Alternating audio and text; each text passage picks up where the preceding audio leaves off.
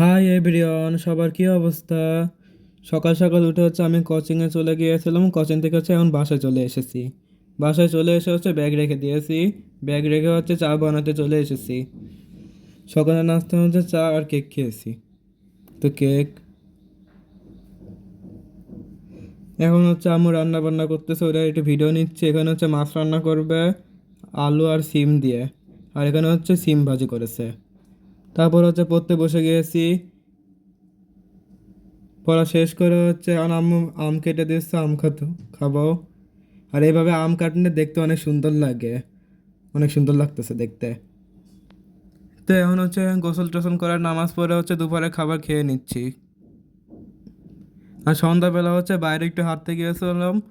তো বাসায় আসার সময় একটা আইসক্রিম কিনে নিয়ে এসে এটাতে একটা রেসিপি করা হয়েছে, এটার ভিডিও পরে পাবেন আপনারা।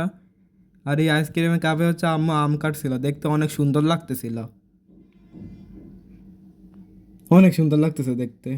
তো আজকের এই ভিডিওটা এই পর্যন্তই। ভালো লাগলে লাইক, কমেন্ট, শেয়ার আর সাবস্ক্রাইব করতে ভুলবেন না। আল্লাহ হাফেজ।